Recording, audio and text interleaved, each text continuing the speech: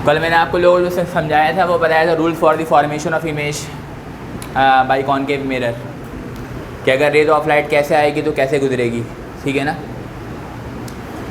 तो उसमें आप लोगों ने ये देखा था कि रोशनी जब भी पैरेलल आती है तो कहाँ से आती है, प्रिंसिपल फोकस से, पहली बात, ठीक है ना।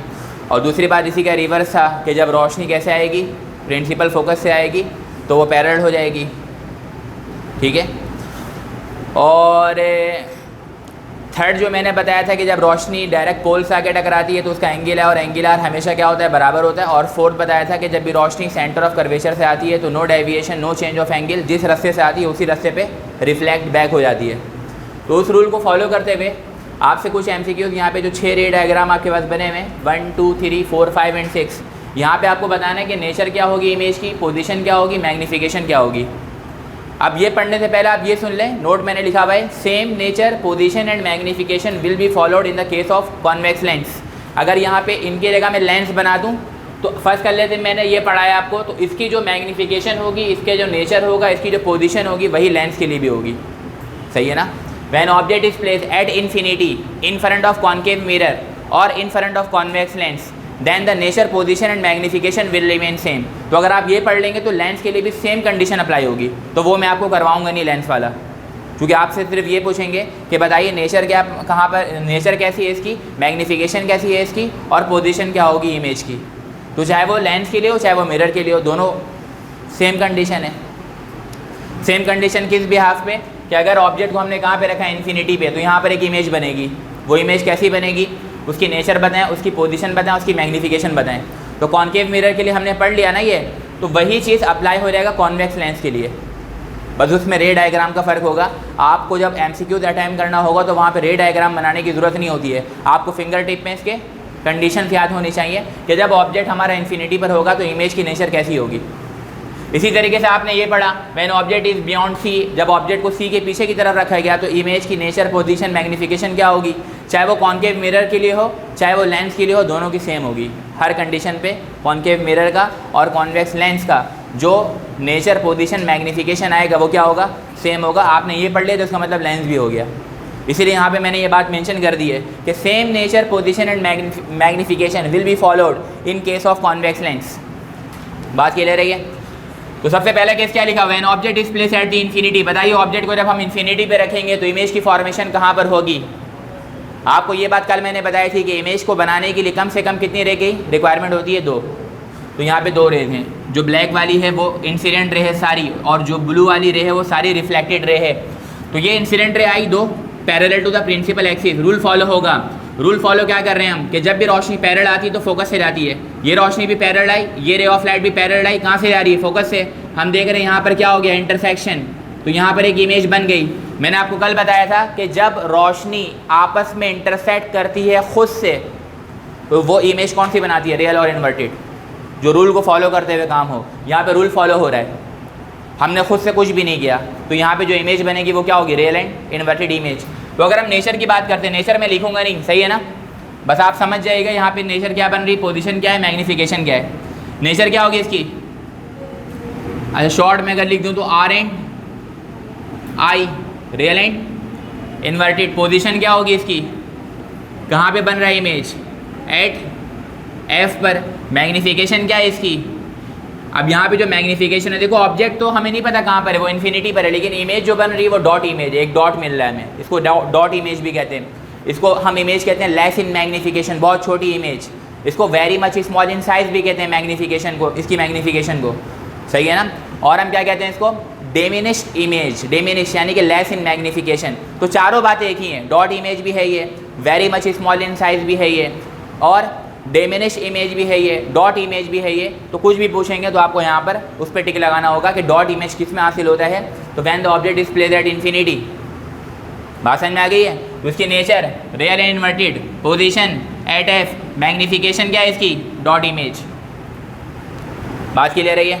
इसी तरीके सेकंड वाले पे आ जाते हैं, when object is placed beyond C, जब ऑब्जेक्ट को C के पीछे की तरफ रखा जाए। इसको कहानी की तरह याद रखेंगे, सबसे पहले ऑब्जेक्ट बहुत दूर, बहुत दूर, उसके बाद थोड़ा और करीब, उसके बाद थोड़ा और करीब, उसके बाद थोड़ा और करीब, उसके बाद थोड़ा और करीब, और उसके बाद थोड़ा और करीब। बात समझ में आ रही है ना, सीक्वेंस चलता है इसका। तो आप इसको सीक्वेंस के तौर पे याद रखेंगे तो आसान रहेगा याद करना। तो पहले बहुत दूर, तो इमेज कहाँ पे मिली, डॉट इमेज, ठीक है ना, eight principal focus.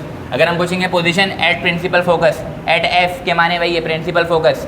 Magnification, magnification में हम क्या डिस्कस करते हैं, ऑब्जेक्ट कितना बड़ा था, इमेज का साइज़ कितना है, छोटा है कि बड़ा है। अगर ऑब्जेक्ट से बड़ा है तो हम बोलेंगे ग्रेटर मैग्नीफिकेशन, ऑब्जेक्ट से छोटा है तो हम बोलेंगे स्मॉलर मैग्नीफिकेशन, या हम बोलेंगे smaller than the object.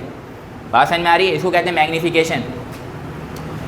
Second rule देखते हैं, when object is beyond C, जब ऑब्जेक्ट को सी के पीछे की तरफ रखा जाए तो बताइए नेचर क्या होगी, पोजीशन क्या होगी, मैग्नीफिकेशन क्या होगी। नेचर के लिए बस एक बात याद रखनी है, when the intersection is actual then there should be the real and inverted image. जब इंटरसेक्शन क्या होगा, एक्चुअल होगा, रोशनी खुद से टकराएगी, यानी कि रूल को फॉलो करेगी, और रोशनी क्या कर जाए आपस में, रेस क्या कर जाएँ, इंटरसेक्ट कर जाएँ, तो हम बोलेंगे रियल एंड इन्वर्टेड इमेज है।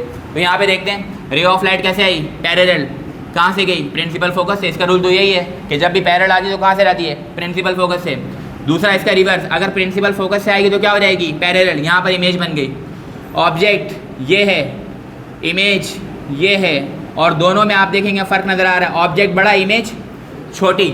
और उसके बाद नेचर क्या है, खुद से इंटरसेक्शन हो रहा है, तो रियल एंड इन्वर्टेड। पोजीशन क्या है इसकी, बिटवीन एफ एंड सी, तो यहाँ पे क्या रहेगा, between F and C. Magnification क्या है इसकी, ऑब्जेक्ट बड़ा कि इमेज बड़ा, तो हम लिखेंगे मैग्नीफिकेशन इमेज की बतानी, ऑब्जेक्ट की नहीं, तो हम बोलेंगे स्मॉलर देन, स्मॉलर देन क्या है, ऑब्जेक्ट है। तो this is the nature, position and magnification of the case number 2 when object is placed beyond C.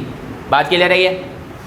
Third वाले केस में आ जाते हैं, when object is at, object को कहाँ पे रखा है, ऐसा ऐसा करीब आ रहे हैं, पहले बहुत दूर, फिर बियॉन्ड सी, फिर उसके बाद सी पर, सही है।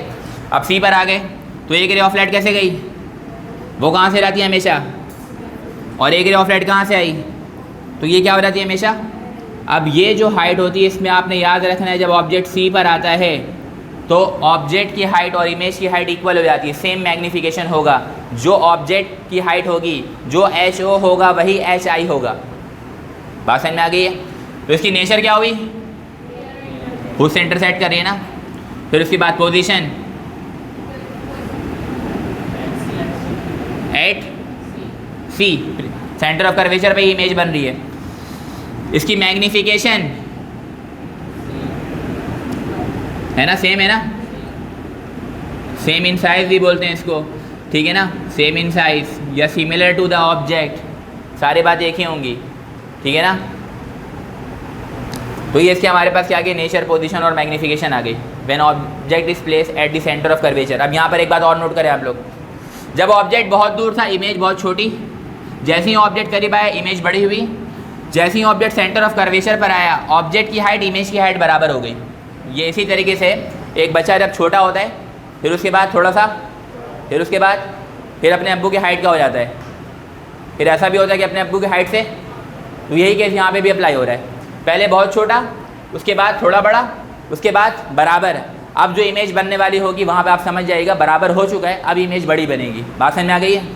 अब यहाँ पे क्या होगा, ये ऑब्जेक्ट हमने रखा, case number 4, when object is between F and C, जब ऑब्जेक्ट एफ और सी के दरम्यान में होगा, तो एफ और सी के दरम्यान में रखा, ऑब्जेक्ट रखा। ऑब्जेक्ट रखते हुए ख्याल करेंगे, यूँ करके ऑब्जेक्ट नहीं बना देंगे कि मिरर से ही बाहर हो जाए। जब आप रे को ड्रॉ करेंगे तो वो मिरर से बाहर जाएगा, सही है ना।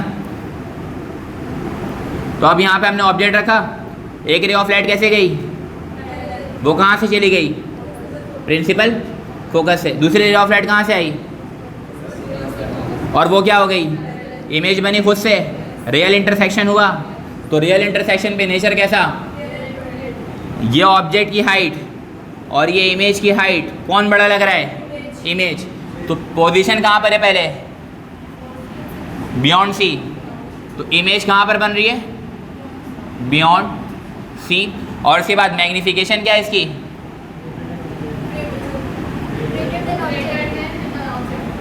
Greater than. बात क्लियर है भाई। तो this is the magnification when the object is placed between F and C, the magnification of the image is greater than the magnification of the object. Real inverted क्यों है, चूँकि actual intersection हो रहा है। और उसके बाद केस नंबर हमारे पास जो 5 है, केस नंबर 5, इसमें क्या लिखा, when object is at F, ऐसा ऐसा और करीब है, कहाँ पर आ गया, प्रिंसिपल फोकस पे, एक रोशनी कैसे गई, वो कहाँ से चली गई, एक रोशनी कहाँ पर आई, पोल पर, वो कहाँ से गई, एंगल आई और एंगल आर को बराबर करते हुए, यही रूल है ना इसका। When the ray of light incident on the pole then after reflection angle and angle are always equal to each other. तो यहाँ पे रोशनी आई, टकराई, टकरा के रिफ्लेक्ट हुई, तो ये आपस में क्या नज़र आ रहे हैं, पैरेलल नज़र आ रहे हैं। तो जब ऑब्जेक्ट प्रिंसिपल फोकस पर आ जाए तो रे ऑफ लाइट टकराने के बाद क्या हो जाती है, पैरेलल। और पैरेलल की कंडीशन क्या है, मैंने 2 केस बताए थे पैरेलल में। Parallel lines are those which never intersect with each other and parallel lines are those, parallel lines जो हैं वो भी होते हैं which intersect each other at infinity. कहाँ पे इंटरसेक्ट करते हैं, इन्फिनिटी। ये देखो, ये रोशनी कहाँ से आ रही है, पैरेलल आ रही है, लेकिन लिखा क्या है, इन्फिनिटी। तो इन्फिनिटी से आ रही है, तो इसका मतलब अगर रोशनी टकराने के बाद क्या हो जाए, रिफ्लेक्शन के बाद पैरेलल, तो वो कहाँ पे इंटरसेक्ट करेगी, इन्फिनिटी पे। एक रेलवे ट्रैक पर खड़े होकर के रेलवे ट्रैक को देखेंगे तो ऐसा लगेगा आगे जाके मिल रही है, लेकिन जब वहाँ पर जाएंगे तो ऐसा कुछ भी नहीं होगा। और वहाँ से उधर देखेंगे जहाँ पहले खड़े हुए थे तो लगेगा वहाँ पर मिल रहा है, फिर आप खुद सोचेंगे अभी तो वहीं से आ रहे लेकिन वहाँ पे ऐसा कुछ भी नहीं था। तो ये कभी भी आपस में इंटरसेक्ट नहीं करते, एक बात ये। और दूसरी बात ये कि इसका जो इंटरसेक्शन होता है वो इमेजिनरी होता है, और वो कहाँ पर होता है, इन्फिनिटी पे। तो पैरेलल लाइन हमेशा कहाँ पे इंटरसेक्ट करती है, इन्फिनिटी पे इसका इंटरसेक्शन होता है। तो इसकी भी इमेज क्या होगी, रियल एंड इन्वर्टेड, चूँकि इंटरसेक्शन हो रहा है, इमेजिनरी हो रहा है लेकिन कहाँ पर हो रहा है, इन्फिनिटी पे। तो रियल एंड इन्वर्टेड। पोजीशन कहाँ पर इसकी, कहाँ पर इमेज बन रही है, हाँ इन्फिनिटी पे इमेज बन रही है ना। अगर पैरेलल हो जाएगा, रे ऑफ लाइट टकराने के बाद पैरेलल होगी तो कहाँ पे इंटरसेक्ट करेगी, इन्फिनिटी पे। तो इमेज कहाँ पे बनेगी इसकी, infinity. Magnification, what is the magnification, magnification क्या होगा इसका, हाईली मैग्नीफाइड इमेज क्या होगी,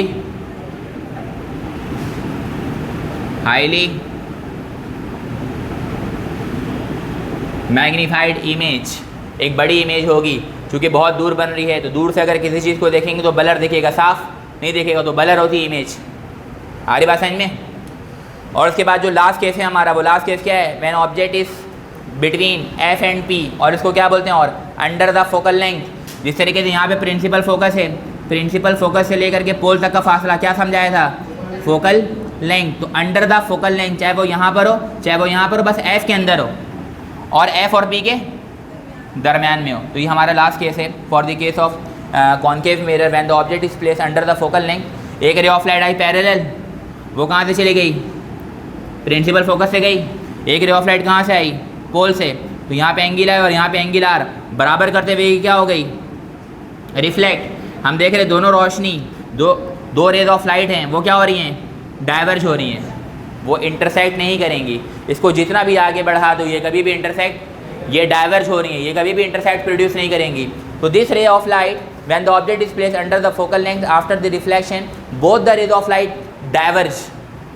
ठीक है ना, क्या हो जाती हैं, तो डाइवर्ज रे ऑफ लाइट कभी भी इंटरसेक्ट नहीं करती। तो इसको हम देख रहे हैं, चूँकि मिरर है, इमेज तो बन रही होगी, तो वो इमेज आखिर कैसे बन रही है, तो मैंने कल भी आपको बताया था, हम बनाते हैं वर्चुअल इमेज। इमेजिनरी इंटरसेक्शन से हम खुद ब खुद ये सोचेंगे शायद ऐसा हो रहा होगा कि यहाँ से रे ऑफ लाइट ये आगे जाएगी और यहाँ से ये रे ऑफ लाइट इसको पकड़ के हम खुद से आगे करेंगे। ये काम रूल से नहीं हो रहा, ये हम करवा रहे हैं, इसीलिए इमेज क्या होगा, रियल एंड इन्वर्टेड नहीं होगा, बल्कि क्या होगा, virtual and erect image. V for virtual, E for erect, virtual and erect image. झूठी इमेज, इरेक्ट सीधी, हर में इमेज उल्टी है। यहाँ पे देखो, ऑब्जेक्ट का सर ये रहा, सर नीचे हो गया, ऑब्जेक्ट का सर ये रहा, उधर भी सर नीचे हो जाएगा, ऑब्जेक्ट का सर ऊपर, सर नीचे, ऑब्जेक्ट का सर ऊपर, सर इन्वर्टेड। यहाँ पे ऐसा नहीं हो रहा, ऑब्जेक्ट का सर ऊपर, यहाँ पे भी सर, तो उसका मतलब सीधी इमेज बन रही है। बात समझ में आई है। तो this is the condition when the object is placed between f and p or under the focal length, then we obtained a virtual image that is actually the imaginary image। एक imaginary image होती है जिसको हम हासिल कर रहे होते हैं। और इस वाले केस को पढ़ने के बाद यहाँ पर एक बात और सामने आती है, एक इंपॉर्टेंट MCQ ये भी सामने आता है, क्या कॉन्केव मिरर हमेशा रियल और इन्वर्टेड इमेज बनाएगा। 5 केसेस में तो ऐसे ही हुआ, रियल और इन्वर्टेड इमेज बने, concave mirror, real and inverted image, यहाँ पे भी रियल और इन्वर्टेड, यहाँ पे भी रियल और इन्वर्टेड, वहाँ पे भी रियल और इन्वर्टेड, यहाँ पे भी रियल और इन्वर्टेड। लेकिन वहाँ पे जाके क्या हो गया, हो गया ना, मिरर तो सेम है, सब जगह कौन से मिरर है, कॉन्केव, लेकिन इमेज कैसी बन रही है? तो इसका मतलब ये पता लगा कि हमेशा कॉन्केव मिरर रियल और इन्वर्टेड इमेज नहीं बनाता। इसे इमेज बनाने के लिए मिरर का कसूर नहीं है, वर्चुअल इमेज जो वो बना रहा है कॉन्केव मिरर, उसमें मिरर का कसूर नहीं है, ऑब्जेक्ट का कसूर है। क्योंकि ऑब्जेक्ट क्या हो गया? अंडर दी फोकल लेंथ आ गया। तो जब भी ऑब्जेक्ट बहुत क्लोज हो जाए मिरर के, तो बजाय रियल और इन्वर्टेड इमेज बनाने के बजाय वो क्या करेगा? वर्चुअल और इरेक्ट इमेज बनाएगा। बात समझ में आ गई है? इसकी तो बिहाइंड द, इसकी पोजीशन हम क्या बोलेंगे? वर्चुअल इरेक्ट हो गया। इसकी पोजीशन क्या है? बिहाइंड द मिरर, क्या बोलेंगे? बिहाइंड द, क्योंकि वर्चुअल इमेज हमेशा कहाँ पर होती है? Behind the mirror. और इमेज क्या है? ये देखो, ये ऑब्जेक्ट की हाइट है यहाँ से यहाँ तक, है नहीं, और ये इमेज की हाइट है यहाँ से लेकर के, तो कौन बड़ा है? इमेज बड़ी है। तो इमेज बोलेंगे हम यहाँ पे मैग्नीफाइड इमेज। कैसी इमेज है ये? मैग्नीफाइड इमेज, बड़ी इमेज है। ऑब्जेक्ट के मुकाबले में ये इमेज कैसी बन रही है? इमेज बड़ी बन रही है। तो दिस आर दी 6 रूल, ये आपने पढ़ा। इसके साथ साथ लेंस का भी यही कंडीशन होगा, सही है ना? अगर लेंस में बोला जाए कि लेंस में अगर हम ऑब्जेक्ट को अंडर द फोकल लेंथ रख दें तो यही कंडीशन होगी। लेंस में अगर कहा जाए ऑब्जेक्ट को between F and C, lens के अंदर बात याद रखेंगे सी नहीं होता, 2f होता है। क्या होता है? यहाँ पे सी नहीं होगा बल्कि क्या होगा? 2f। तो वहाँ पर कंडीशन क्या बनेगी? When the object is placed between f and 2f, then what should be the nature, position and magnification? Then nature and position and magnification will be same, very similar to the concave mirror. बात समझ में आ गई है? तो ये हमारे पास condition हैं, इनसे रिलेटेड MCQs पूछ सकते हैं कि ऑब्जेक्ट को यहाँ पे रखा जा रहा है, बताइए इमेज कैसी होगी। पोजीशन भी पूछ सकते हैं, कहाँ पर बनेगी इमेज, उसकी मैग्निफिकेशन पूछ सकते हैं, ठीक है ना? तो हर पॉइंट में, हर डायग्राम में 3 से 4 MCQs जो है वो छुपा हुआ है। बात समझ में आ रही है? तो यहाँ से भी आपसे क्वेश्चन जो है वो पूछा जा सकता है। हो गया, ये मिटा दूँ इसको? हाँ,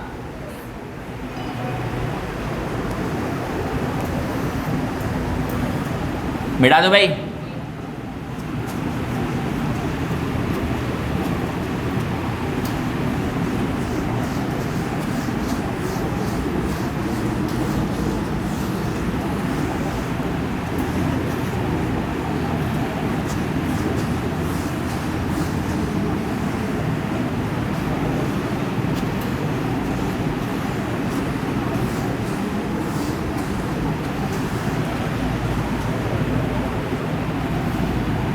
तो ये हमारा मिरर वाला पोर्शन कंप्लीट हो गया, ठीक है, जिसमें मैं आपको बता रहा था रिफ्लेक्शन के बारे में।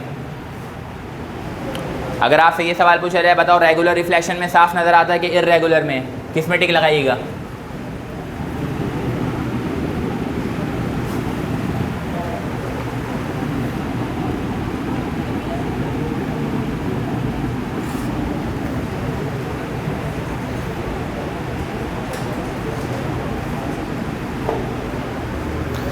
किस में टिक लगाएंगे? अगर ये सवाल हो कि रेगुलर रिफ्लेक्शन में चीज़ें साफ नज़र आती है कि इर्रेगुलर में, किसमें? इर्रेगुलर में। किसमें?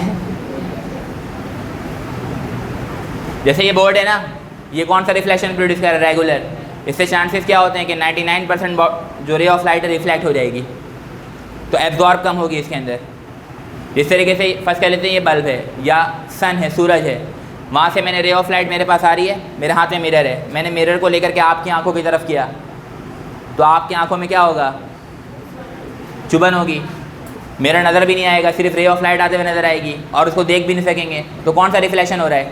रेगुलर। तो रेगुलर में चीज़ें साफ नज़र नहीं आती, इर्रेगुलर में साफ नज़र आता है, ठीक है ना? पुराने ज़माने में जो फिलोसफर हुआ करते थे, उन्होंने कहा था कि रोशनी और ये जो आँखें हैं, इन दोनों का मतलब कॉम्बिनेशन जो है वो चीज़ों को दिखाता है। आँखों की अपनी रोशनी नहीं है, ठीक है ना? अगर रोशनी ना हो, हमारे पास आँखें मौजूद हो, तो हमारे लिए आँखें बेकार है, ठीक है? और आँखें ना हो, रोशनी हो, तो भी रोशनी बेकार है। तो पुराने ज़माने के फिलोसफर ने ये कहा कि रोशनी पहले आँखों में दाखिल होती है, जैसे यहाँ से ये लाइट है, इस लाइट से निकल करके रोशनी, रेज ऑफ लाइट मेरे आँखों में दाखिल हुई, फिर आप लोगों के ऊपर पड़ी या इस चेयर के ऊपर, मार्कर के ऊपर या किसी भी चीज़ के ऊपर पड़ी तो वो चीज़ नज़र आती है। ये ओल्ड कॉन्सेप्ट था, इसको करेक्ट करने के लिए आए थे इब्नुल हैसम और उन्होंने इसकी करेक्शन की थी। बोला था ऐसा नहीं होता है, और उन्होंने क्या बताया कि रोशनी जिस चीज़ के ऊपर पड़ना होता पहले पड़ जाती है, और पड़ने के बाद वहाँ से एक इर्रेगुलर रिफ्लेक्शन होने के बाद रोशनी हमारे आंखों में क्या होती है, दाखिल होती है, और फिर हम उसको क्या बनाते हैं, काबिल दीद देखने के काबिल बनाते हैं।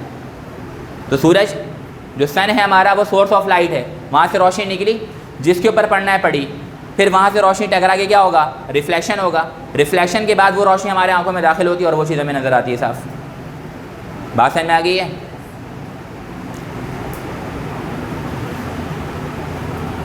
पूरे दिन के अंदर एक वक्त ऐसा होता है, शाम के वक्त सूरज गुरूब हो चुका होता है, चांद अभी निकला नहीं होता, और लोग इस कश्मकश में होते हैं कि अंधेरा होगा तो फिर हम क्या करेंगे, लाइटें जलाएंगे।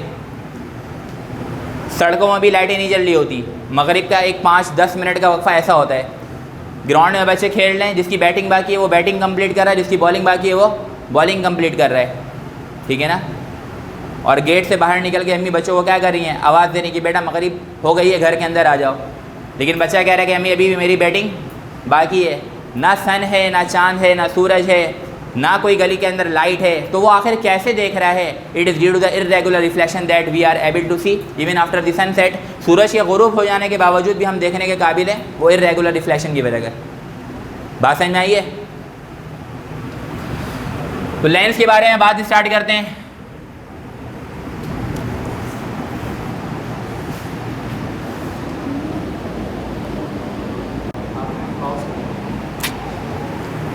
तो इस वाले सेक्शन में, रिफ्रैक्शन वाले सेक्शन में हमारे पास, मैंने आपको बताया था कि इस चैप्टर को हमने 2 पार्ट में डिवाइड कर लिया है। The first one is called the reflection that belongs to the totally mirror, spherical mirror, plane mirror, उसको हमने डिटेल में पढ़ लिया, उसकी कैरेक्टरिस्टिक, उसकी प्रॉपर्टीज़ वगैरह। वहाँ से रिफ्लेक्शन का अमल होता है, और यहाँ पे हमारा जो अमल है वो कौन सा है, रिफ्रैक्शन का। उर्दू में एक को बोलते हैं इनेकास, इसको बोलते हैं इनेताफ़। इनेताफ़ अल्ताफ़ भाई से मिलता जुलता है, लेकिन है ये इनेताफ़। रिफ्रैक्शन, रिफ्लेक्शन और रिफ्रैक्शन का एक छोटा सा डिफरेंस ये है कि जब भी रिफ्लेक्शन का अमल होगा रोशनी टकरा के वापस, और जब भी रिफ्रैक्शन का अमल होगा उसमें रोशनी टकराएगी, टकराने के बाद अपने मीडियम को चेंज करेगी और मीडियम के आर पार हो जाएगी। तो उस बात को समझाने से पहले, इस टॉपिक को शुरू करने से पहले, रिफ्रैक्शन में कुछ बेसिक्स हैं वो आपको मालूम होने चाहिए। वो बेसिक्स क्या है? चूँकि रिफ्रैक्शन में मैंने आपको बताया कि रोशनी क्या करेगी, मीडियम चेंज करती है। तो जब भी रिफ्रैक्शन का अमल होगा तो वहाँ पे 2 बातें इंपॉर्टेंट हैं। नंबर 1 रिफ्रैक्शन के लिए एक हो गया चेंज ऑफ मीडियम। क्या होगा? जब भी रिफ्रैक्शन का अमल होगा रोशनी क्या करेगी, अपने मीडियम को चेंज करेगी, पहली बात। और दूसरी बात, जब भी रिफ्रैक्शन का अमल होगा तो चेंज ऑफ एंगल, रोशनी क्या करेगी, अपने एंगल को भी चेंज करेगी। चेंज ऑफ एंगल यानी कि अपना एंगल भी क्या करेगी, चेंज, ठीक है ना। Whenever there is a process of refraction then there are 2 things must have to be remember. The first one, when there is a refraction takes place then the ray of light must have to change their medium as well as there should be the some change of angle. That is the combination. This combination gives the definition of refraction. ये जो combination है इन 2 बातों का, ये बताता है refraction है क्या। तो रिफ्रैक्शन के लिए ज़रूरी क्या है कि जब भी रिफ्रैक्शन का अमल हो रोशनी मीडियम चेंज करे। जिस तरीके से यहाँ आपको बाहर, शीशे के बाहर जो है वो साफ़ दिख रहा होगा, लिखा हुआ, क्या लिखा हुआ है सामने देखें उधर की तरफ, तो आपको दिख रहा होगा कि शीशे के बाहर, बहुत पहले भी देखते हुए आ रहे, ऐसी बात नहीं है, उस गिलास के बाहर दिख रहा होगा। तो अगर दिख रहा है तो इसका मतलब रोशनी यहाँ से, वो रोशनी वो जो हमें बाहर का दिख रहा है, इसका मतलब बाहर से रोशनी अंदर आ रही है हमारे। अभी मैंने बताया था, इब्नुल हैसम ने यही बात बताई है कि रोशनी चीज़ों पर पड़ती है और उसके बाद हमारे पास ट्रैवल करके आती है। तो इसका मतलब उस बोर्ड पर रोशनी पड़ी और वहाँ से रोशनी हमारे पास ट्रैवल करके आई, तो उस बोर्ड पर जो लिखा वो हमें नज़र आ रहा है, सही है ना। तो इसका मतलब रोशनी आर पार हो रही है गिलास के, तो वहाँ पे अमल कौन सा हो रहा होगा, रिफ्रैक्शन का। रिफ्रैक्शन में 2 बातें होती हैं। जब रोशनी बाहर से गिलास में आई तो मीडियम चेंज हुआ, बाहर का मीडियम एयर, जब अंदर आई तो गिलास से पार होकर के, तो गिलास इज़ द अनदर मीडियम, तो एक मीडियम से रोशनी दूसरे मीडियम में दाखिल हुई, तो यहाँ पे 2 बातें होंगी, change of medium and change of angle, सही है ना। अगर आप एक सिक्का लें, उसको बाल्टी में डाल दें जिसमें पानी भरा हुआ हो, ठीक है, और हाथ को यूँ करके लेके जाएँ और जहाँ पर आप देख रहे हैं वहाँ पे टच करें तो कभी भी आप सिक्के को टच नहीं करेंगे। क्यों ऐसा होगा? चूँकि रे ऑफ लाइट एयर से जा रही किसमें वाटर में। Air is a rare medium, water is a denser medium. जिसकी डेंसिटी कम वो रेयर, जिसकी डेंसिटी ज़्यादा वो डेंसर। तो रोशनी कहाँ से गई? एयर से गई पानी में। तो आपको पता है रिफ्रैक्शन का अमल होगा, because water is a transparent medium. जब रिफ्रैक्शन का अमल होगा तो रोशनी ये दो बातें करेगी, चेंज ऑफ मीडियम करेगी, एयर से पानी में गई तो मीडियम चेंज, दूसरा क्या होगा? Change of angle. तो उस चेंज ऑफ एंगल की वजह अगर आपका हाथ उस सिक्के को टच नहीं करेगा, आप आगे पीछे हाथ को मूव करेंगे तो आप सिक्के को टच कर पाएंगे। तो इसका मतलब ये हुआ कि एंगल भी चेंज हो जाता है जब रोशनी कैसे ट्रैवल करती है एक मीडियम से दूसरे मीडियम में। तो वो जो दो मीडियम्स होते हैं उनके पास दो पॉसिबिलिटी होती है, एक रेयर होता है और एक डेंसर। फर्स्ट कर लेते हैं रोशनी पानी से निकल कर एयर में आ रही है तो डेंसर से रेयर हो गया, डेंसर से क्या हो गया? रेयर। और अगर एयर से पानी में जा रही है तो रेयर से डेंसर हो गया। तो अब यहाँ पर इस बात को हम देखेंगे, समझेंगे कि ये बात ये मिटा सकता हूँ ना। तो यहाँ पे ये क्या है, इस बात को भी ज़रा समझें। इंपॉर्टेंट बातें MCQs बनते हैं यहाँ से, सही है। ये मैंने आपको दिखाया एक मीडियम, ऊपर फर्स्ट कर लेते एयर है, क्या है, और नीचे क्या है? वाटर, यानी कि डेंसर मीडियम। डेंसर मीन्स हमेशा पानी नहीं होता। फर्स्ट कर लेते कोई भी दो मीडियम है, उसमें एक की डेंसिटी कम होगी, एक की डेंसिटी ज़्यादा होगी। जिसकी कम वो रेयर, रेयर के मानी कम होता है। रेयर केसेस बोलते हैं, ऐसा बहुत कम पाया जाता है रेयर केसेस। तो रेयर के मानी कम, डेंसर डेंस, बहुत ज़्यादा डेंस है, बहुत ज़्यादा गाढ़ा है, बहुत ज़्यादा है, तो उसको बोलते हैं डेंसर मीडियम। तो एक एयर है और एक क्या है? डेंसर है। मैं रोशनी को ट्रैवल करवा रहा हूँ पहले यूँ, ज़रा गौर से देखिएगा। कहाँ से रोशनी जा रही है? रेयर से डेंसर। दो बातें, एक तो चेंज ऑफ मीडियम हो गया, दूसरा चेंज ऑफ एंगल। तो इसका मतलब रोशनी जो यूँ जा रही है इसको ऐसे जाना नहीं चाहिए, ऐसे जाएगी भी नहीं, सही है। तो कैसे जाएगी उसको बताने के लिए कि रोशनी कैसे जाएगी, जिस पॉइंट पे टकरा रही है वहाँ पर हम एक ड्रॉ कर देंगे नॉर्मल लाइन। क्या ड्रॉ कर देंगे? Normal line. A line which makes an angle of 90 degree on the another line. यहाँ पे एंगल बन रहा है इसका क्या? 90 degree. This is the separation between the two mediums, ऊपर एयर नीचे पानी, सही है। अब रोशनी यूँ आई, कहाँ से आ रही है? रेयर से डेंसर की तरफ। तो इसमें आप एक बात याद रखेंगे, जब भी रोशनी रेयर से डेंसर की तरफ ट्रैवल करती है, यहाँ पर पानी है नीचे, तो change of angle, what is the change of angle hair?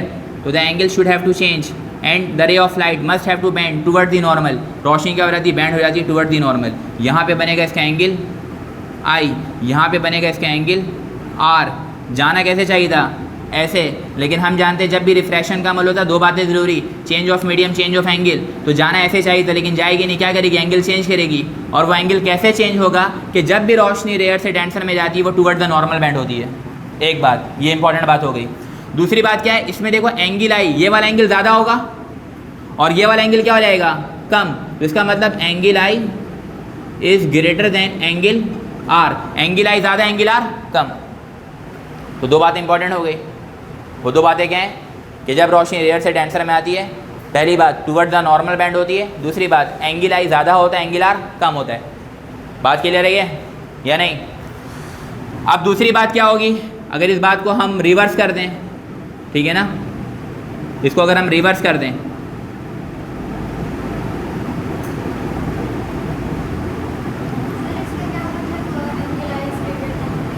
मतलब जब भी रोशनी एयर से ट्रैवल करेगी या रेयर मीडियम से डेंसर मीडियम में ट्रैवल करती है तो उसका एंगल आई ज़्यादा होता है, एंगल आर कम होता है। और इसी के बिहाफ से हम उसका रिफ्रैक्टिव इंडेक्स निकालते हैं। किसी भी ट्रांसपेरेंट मीडियम की प्योरिटी या इम्प्योरिटी, उसका जो रिफ्रैक्टिव इंडेक्स होता है इसी से हम निकालते हैं, ठीक है ना।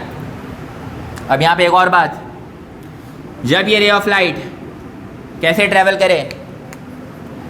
रिवर्स। अब ट्रैवल कर रही है कहाँ से? डेंसर से रेयर। एरो बता रहे कि रोशनी कहाँ से कहाँ जा रही है, तो जाना तो यूँ ही चाहिए। एक चीज़ तो हो चुका है, चेंज ऑफ मीडियम। रोशनी पानी के अंदर से निकल करके एयर के अंदर जा चुकी है, सही है ना। चेंज ऑफ मीडियम हो गया। अब दूसरी चीज़ क्या होगी? Change of angle.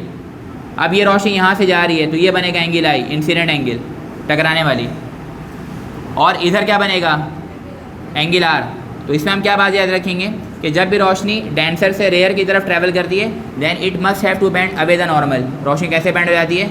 Away the normal. तो जब रोशनी अवे द नॉर्मल बेंड होगी तो इसका angle R, this is the angle R, this is the angle I. तो दो बातें यहाँ पे भी इंपॉर्टेंट, हम ये चेक करेंगे कि रे ऑफ लाइट कहाँ से कहाँ ट्रैवल कर रही है। If it travels from denser to rare medium then it must have to bend away the normal, and under this condition the angle r ultimately becomes greater as compared to the angle I।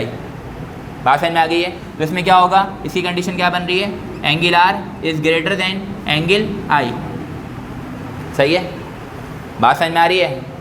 और इसी के behalf हम total internal reflection भी पढ़ते हैं।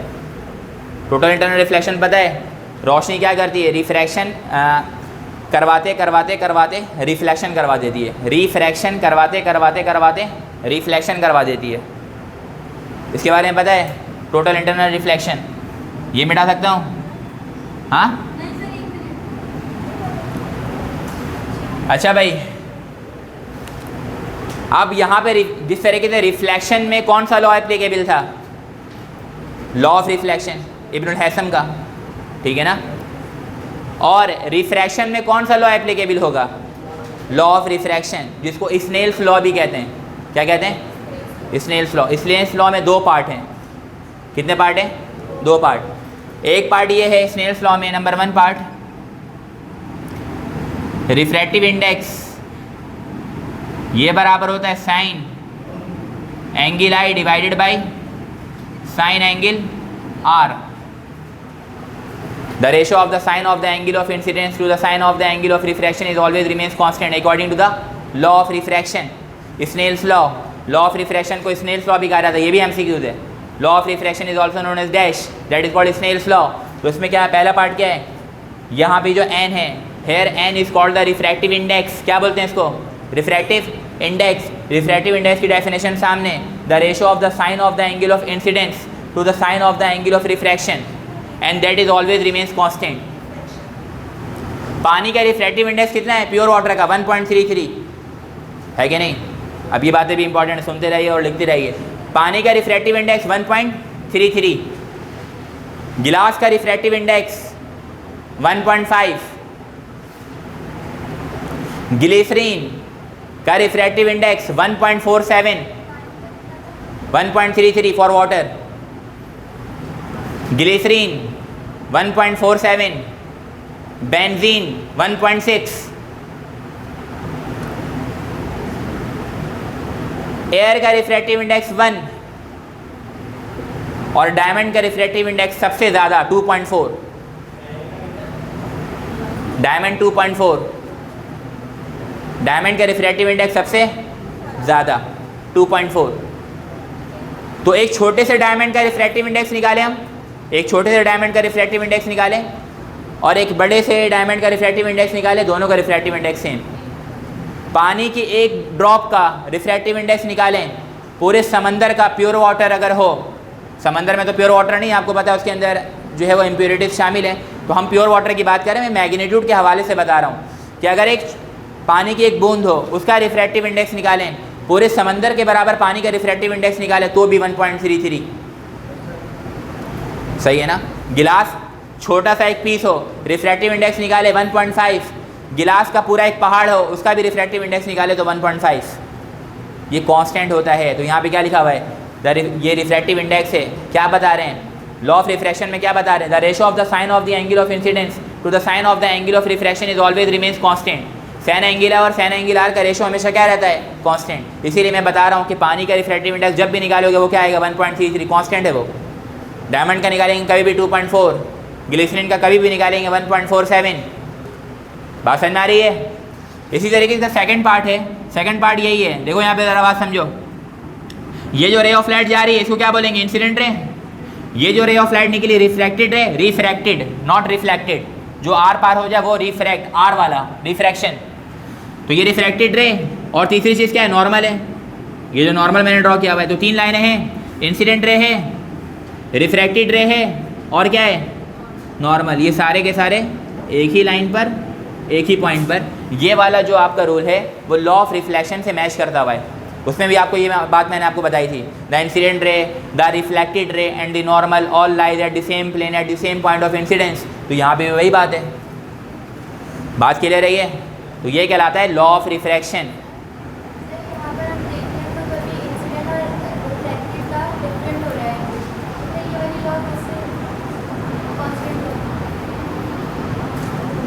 ये angle change होकर different हो जाता है ना। तो बस यही तो है कि जब हम एक ख़ास मीडियम इस्तेमाल करेंगे तो वो ख़ास ही एंगल चेंज करेगा। कांस्टेंट किस तरीके से होगा, देखो फर्स्ट कर लेते हैं कि sine angle I divide by sine angle R है ना। साइन एंगल साइन आपने निकाला, एंगल आई आ रहा है 40 डिग्री, कितना आ रहा है, नीचे आ रहा है sine angle R, sine angle R की जगह आ रहा है 30 डिग्री, कितना आ रहा है 30। तो आप इसको डिवाइड करके एक रेशियो निकालोगे, एक वैल्यू आएगी पानी की एक बूंद के लिए। अभी मुझे नहीं पता कि उसका एंगल क्या आएगा, एंगल आई कितना आएगा, एंगल आर कितना आएगा। फिर पानी के मैग्नीट्यूड को बढ़ा दिया, फिर निकालेंगे, फिर यही सेम आएगा, फिर निकालेंगे, फिर सेम आएगा, मतलब रेशियो सेम आएगा। अगर फर्स्ट कर लेते ये आ रहा 60 डिग्री, तो 6 जैसे 40 पे 30 शो कर रहा है तो 60 पे 50 शो करेगा, तो रेशियो कांस्टेंट हो जाएगा। बात समझ में आई? तो ये कहलाता है कि साइन एंगल है और साइन एंगल आर का रेशियो हमेशा क्या रहता है, कांस्टेंट। बात क्लियर रही है? आज असल में आपकी क्लास में जल्दी शुरू कर देता टाइम पर, लेकिन ट्रैफिक बहुत ख़तरनाक लकी वन के पास जो है वो जैम हुआ होता है, जिसकी वजह से लेट हो गया। ठीक है, तो थोड़ा सा मैं लेक्चर ये कंप्लीट करूँगा, आप लोग थोड़ा सा सब्र का दामन थामे रखिएगा। Refraction is a process in which the ray of light changes the medium. Refraction एक ऐसा प्रोसेस है जिसमें रोशनी क्या करती है, अपने मीडियम को क्या कर लेती है, चेंज, और एंगल भी क्या कर लेती है, चेंज। रिफ्रैक्शन की बात समझ में आ गई? रिफ्रैक्शन जिस मीडियम से होता है वो ज़्यादा, अगर हम मेजर डिस्कस करते हैं तो वो लेंस है। A lens is a transparent medium through which we can see in a part. Medium transparent भी हो सकता है, मीडियम ट्रांसलूसेंट भी हो सकता है, और मीडियम ओपैक भी हो सकता है। जिस तरीके से ये बोर्ड ओपैक मीडियम है, दीवार ओपैक मीडियम है। What is opaque medium? Through which the rays of light can not penetrate, जिससे रोशनी पार नहीं हो सकती। सही है ना? OPEC medium. ट्रांसपेरेंट से रोशनी आर पार हो जाएगी, गिलास, water, diamond, this are the transparent medium, उससे रोशनी आर पार हो जाएगी। ट्रांसलूसेंट क्या होता है? Translucent at the same time partially behave like a opaque medium and partially behave like a transparent medium. मतलब वो एक ही वक्त में ट्रांसपेरेंट भी होगा, एक ही वक्त में जो है वो ओपैक भी होगा। जैसे एक गिलास, शीशे को साफ़ करने का, डाइनिंग टेबल को साफ़ करने का आसान तरीका क्या है कि उस पर स्प्रे किया जाए और कागज़ से साफ़ किया जाए। तो जैसे ही आप 1-2 मरतबा कागज़ मारेंगे नीचे का, यानी कि आर पार दिखेगा भी और नहीं भी, ऐसा होता है ना। तो इसका मतलब दिख भी रहा है और नहीं भी। जब दिख भी रहा है तो ट्रांसपेरेंट, और नहीं भी दिख रहा है तो फिर ओपैक। बात समझ में आ गई? इसको कहते हैं ट्रांसलूसेंट बिहेवियर। सही है ना? अच्छा, एक बात और, ये भी बहुत इंपॉर्टेंट है। ये वाली लाइन आपस में क्या है, परपेंडिकुलर है कि नहीं? ये वाली लाइन आपस में क्या है, पैरेलल है कि नहीं? और ये वाली लाइन आपस में क्या है, ये वाली लाइन आपस में क्या है? ये क्या हो गया, परपेंडिकुलर। ये क्या हो गया, ये क्या है? आप बोलेंगे सर ना ही परपेंडिकुलर है और ना ही, ये तो बोल सकते हैं ना। अगर इसका जो ख़ास नाम इसके अब्बू ने रखा है, अगर हम वो नहीं बता सकते तो कम से कम ये बता सकते हैं कि सर ना ही ये पैरेलल है और ना ही ये, तो इसका नाम होता है ऑब्लिकली।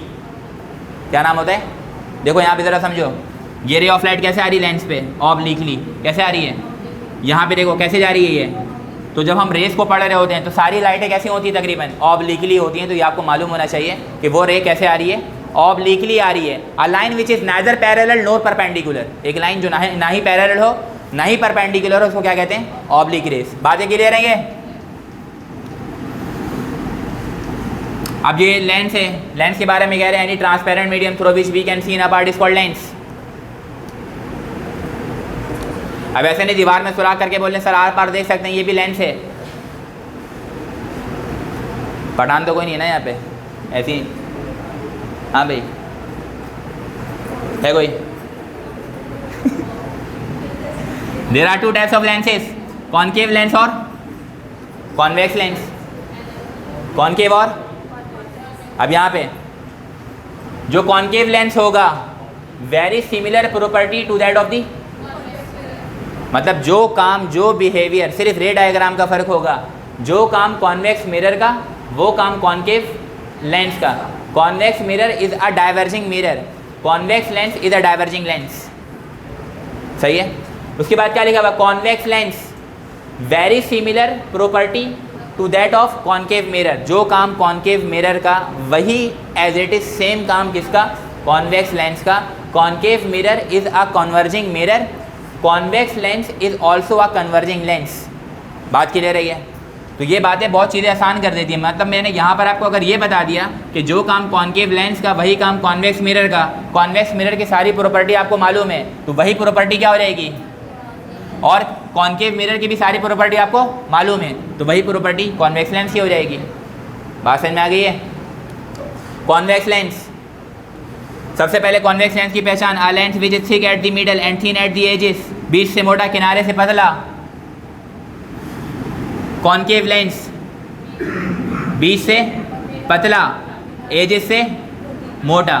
जैसा दिख रहा है वो बोल लें, जो दिख रहा है वो बोल लें, है ना? अपनी तरफ से कुछ भी नहीं चल रहा है। इसको और क्या कहते हैं? यही बात मैंने आपको बताई, thick at the middle and thin at the gives real and. चूँकि मैं आपको बता चुका हूँ कि कॉन्वेक्स लेंस कॉन्केव मिरर है एक्चुअली में प्रॉपर्टीज़ के हवाले से। तो कॉन्केव मिरर हमेशा क्या करता है, रियल और इन्वर्टेड इमेज देता है, तो ये भी रियल और इन्वर्टेड देगा। अगर आपने कॉन्केव मिरर की प्रॉपर्टी लिखी थी तो जाके मैच कर लें, यही बातें लिखी हुई होंगी। सही है? Focal length, radius of curvature का फार्मूला f/, बात क्लियर रही है? जब रे ऑफ लाइट आई पैरेलल तो ये कहाँ से गुजरी, प्रिंसिपल, खुद ब खुद इंटरसेक्शन होगा तो रियल एंड इन्वर्टेड इमेज। यहाँ पे रोशनी आई पैरेलल, आई टकराने के बाद, ठीक है ना, ये रे ऑफ लाइट क्या हो जाती है, यहाँ से रोशनी टकराने के बाद जब ये रे ऑफ लाइट पैरेलल आ रही है तो यहाँ पर आप इसको इस तरीके से नहीं दिखाएंगे डाइवर्जिंग, चूँकि ये मिरर नहीं है जो रिफ्लेक्ट होगा, ये डाइवर्जिंग इस तरीके से हम दिखाएंगे। ये देखो ज़रा यहाँ पे, ये यहाँ से रोशनी क्या हो जाएगी, ये डाइवर्ज, और यहाँ से ये डाइवर्ज। अब ये कन्वर्ज होगी, तो कन्वर्ज किस तरीके से होगी, यहाँ से पकड़ के इसको हम आगे बढ़ा देंगे, यहाँ से पकड़ के इसको, ये बन गई इसकी इमेज। आई बात समझ में? तो ये रे ऑफ लाइट को क्या क्या कर देता है, डाइवर्ज कर देता है, और कैसी इमेज बनाता है, real virtual and direct image. क्योंकि इसमें एक्चुअली में रोशनी क्या हो जाती है, डाइवर्ज हो जाती है, और हम इसको खुद से इमेज बना रहे होते हैं, हम खुद इमेजिनेशन कर रहे होते हैं। जब इमेजिनेशन की बात आ जाए तो हम बोलते हैं वहाँ पर कौन सा इंटरसेक्शन होता है, इंटरसेक्शन कौन सा होता है, अपैरेंट इंटरसेक्शन। और अपैरेंट इंटरसेक्शन से इमेज कैसी होती है, virtual and direct. Focal length negative होगा, रेडियस ऑफ कर्वेचर क्या होगा, जब फोकल लेंथ नेगेटिव तो आर का फार्मूला -f/2। बात क्लियर रही है? अगर कॉन्वेक्स लेंस की फैमिली के बारे में बात करें कि इसके घराने में कैसे कैसे लेंस हैं, तो एक हो गया प्लेनो कॉन्वेक्स, ये हो गया डबल कॉन्वेक्स, और ये हो गया कॉन्केवो कॉन्वेक्स।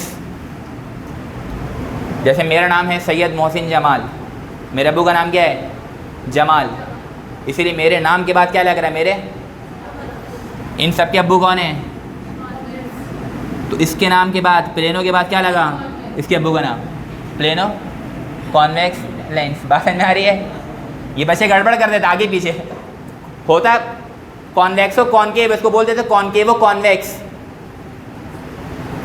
फैमिली का शिजरा चेंज हो जा रहा है, सही है ना? तो ये क्या हो जाएगा, प्लेनो डबल कॉन्केवो, बाद में हमेशा अब्बू का नाम लग रहा है। सही है? बात क्लियर रही है? उसके बाद यहाँ पे हम देखते हैं ये क्या है, प्लेनो डबल कॉन्केव कॉन्वेक्सो, ये कॉन्वेक्सो शेप है ना, कॉन्वेक्सो कॉन्केव। बात समझ में आ गई है? डेफिनेशन सिंपल है, a lens which is convex in nature in both the side, one side plane other side convex, one side concave other side convex, one side plane other side concave, both side concave, one side convex other side. Simple simple बातें, सही है? अब आ जाते हैं lens equation में, 1/f = 1/p + 1/q। Drive करने का नहीं बोलते कि ड्राइव करके दिखाना है, ड्राइव करके फार्मूला ये आता है, इस फार्मूले पर आपको कमांड हासिल होना चाहिए। The lens equation is 1/f = 1/p + 1/q and this is also known as the mirror equation. चाहे मिरर इक्वेशन हम बोले, चाहे हम लेंस इक्वेशन बोले, दोनों की इक्वेशन क्या होती है, सही है भाई? अगर ये लेंस इक्वेशन किसका हो, कॉन्वेक्स का, तो ये फार्मूला। अगर कॉन्केव का हो जाए तो दो चीज़ें, एक फोकल लेंथ नेगेटिव होता है और उसका क्यू नेगेटिव होता है।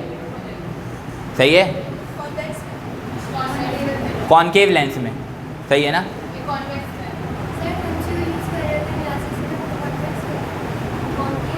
हम जो यूज़ कर रहे होते हैं हमारे पास कॉन्केव लेंस है, क्या है, अभी वो टॉपिक हमारे पास बाकी है, long sightedness, short sightedness, presbyopia, astigmatism and lack of accommodation. ये टॉपिक से हम डिटेल में इन चीज़ों को पढ़ेंगे कि जब दूर की नज़र ख़राब होती है तो कौन सा लेंस यूज़ होता है। जैसे हमारी नॉर्मली दूर की नज़र ख़राब है, आप चश्मा उतार के कॉपी तो देख सकते हैं, लेकिन चश्मा उतार के बोर्ड को नहीं देख सकते। बोर्ड नज़र आएगा लेकिन लिखा हुआ नज़र नहीं आएगा, तो उसको साफ देखने के लिए, इसका मतलब दूर की नज़र ख़राब है। जब किसी की दूर की नज़र ख़राब हो तो वो कॉन्केव लेंस इस्तेमाल करता है, मतलब माइनस वाला लेंस, नेगेटिव वाला लेंस, यानी कि ये वाला लेंस। और जिसकी करीब की नज़र ख़राब हो वो ये वाला लेंस यूज़ करता है। आप अपने लेंस को देखें, मिड से थिन होगा और किनारों से मोटा होगा, घर आके देख लीजिएगा, सही है। आपका लेंस ऐसा नहीं है, ये लेंस बहुत ज़्यादा बेतुका लगता है जब लोग लगाते हैं। किसी की नज़र अगर ख़राब है और वो कौन सा लेंस यूज़ कर रहा है, कॉन्वेक्स लेंस, तो उसमें जो है वो एक लगता है कि हाँ इसने चश्मा पहना हुआ है। बात समझ में आ रही है।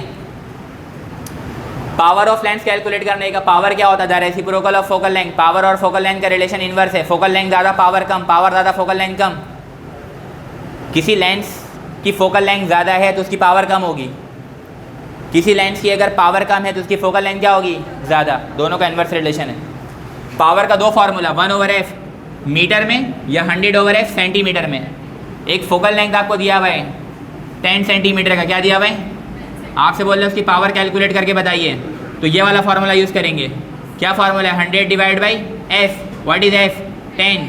तो ये 0 और ये 0 कैंसिल, बचा 10। तो उसकी जो पावर है वो कितनी आई, 10 डायोप्टर। पावर की unit dioptre, use by the optician. Power की यूनिट डायोप्टर। ये बात भी क्लियर है कि फोकल लेंथ हम कैसे कैलकुलेट करते हैं, पावर कैसे कैलकुलेट करते हैं। अगर फोकल लेंथ आपको मीटर में गिवन होगा तो आंख बंद करके ये वाला फार्मूला, और अगर सेंटीमीटर में गिवन होगा तो आंख बंद करके,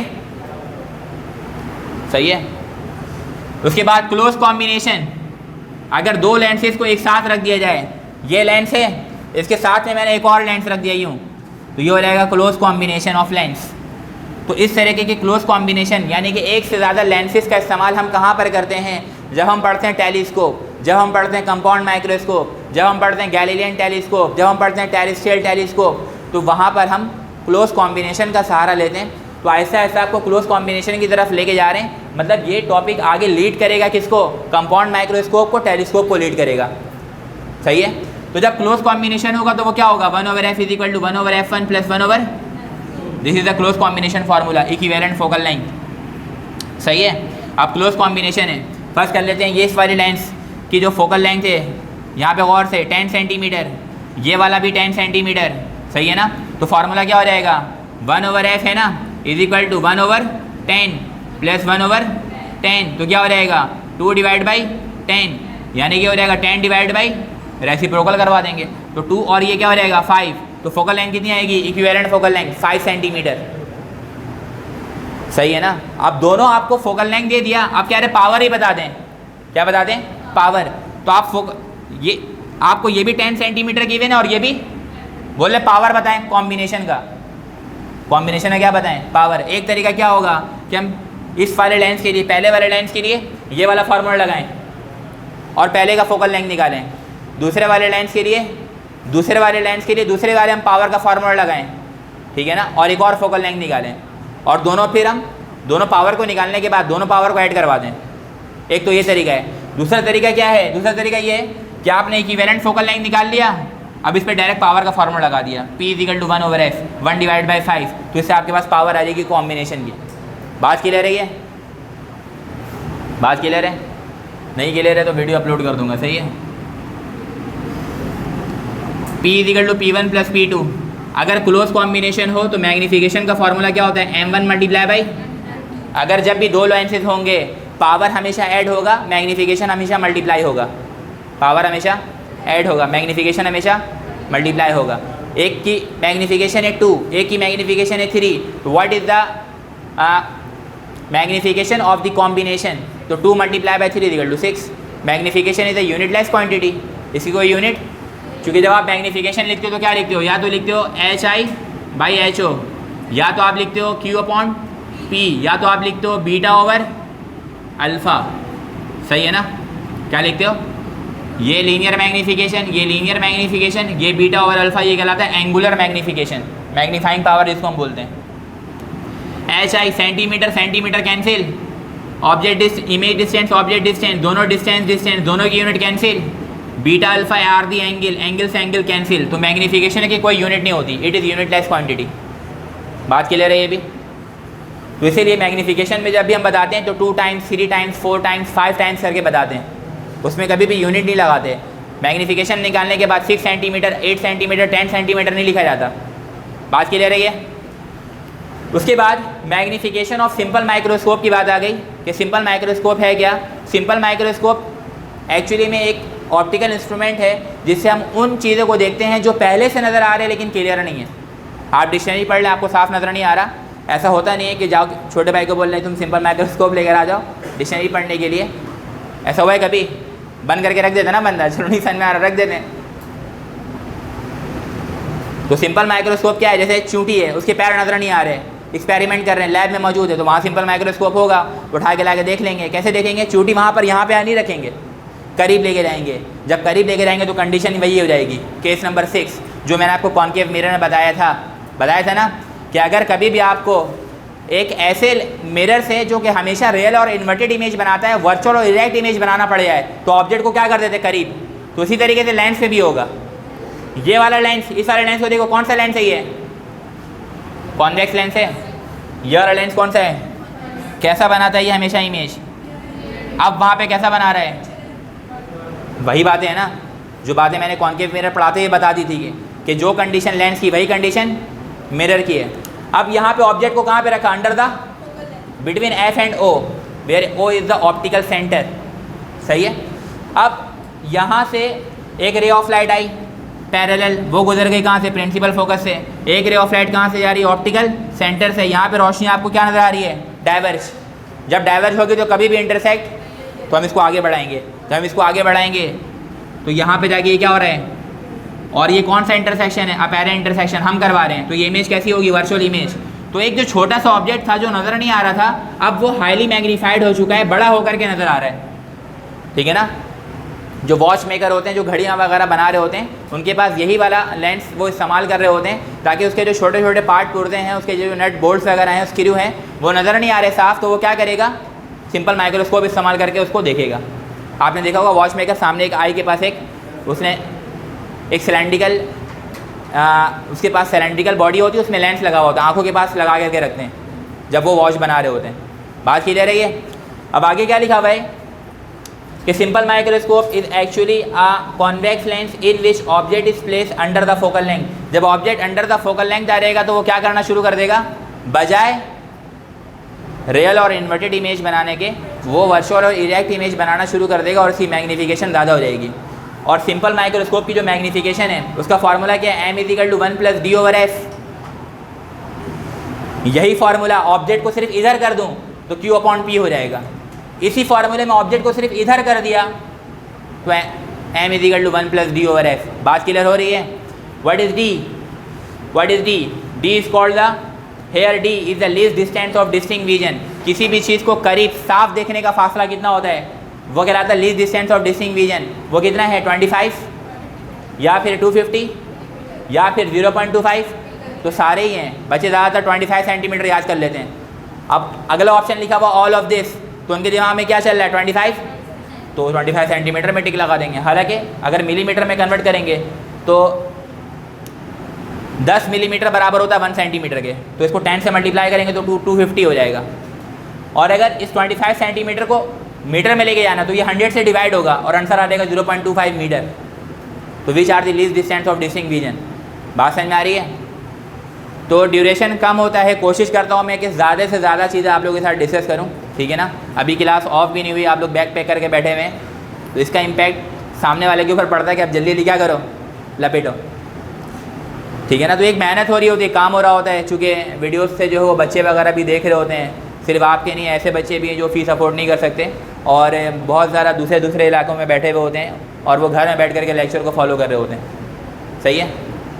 तो कोशिश करता हूँ कि जितनी ज़्यादा इन्फॉर्मेशन है वो मैं आपके साथ शेयर कर लूँ, इससे आपको भी फ़ायदा होता है और मेरी भी मतलब एक मेहनत जो है वो बात समझ में आ गई है। तो आज के लिए यही है। आज मेरा इसके बाद 2 टॉपिक और था। एक था हमारे पास कंपाउंड माइक्रोस्कोप और एक था हमारे पास एस्ट्रोनॉमिकल टेलीस्कोप। तो वो भी मैं आज करवा देता, लेकिन आज टाइम ख़त्म हो गया। तो कल इंशाल्लाह ताला नेक्स्ट टाइम इसको कंटिन्यू करके मैं 10 के बाद सेकंड ईयर के टॉपिक की तरफ आ जाऊँगा, that is called the chapter number 11, that is called heat chapter. चलिए चैप्टर 2 करवा दूँगा, आप लोग जो कहेंगे वो करवा दूँगा, सही है। फर्स्ट ईयर कंप्लीट करा दूँ पहले, तो 2 और 9 बाकी है मेरे ख्याल में, तो वो मैं आप लोगों को करवा दूँगा। 5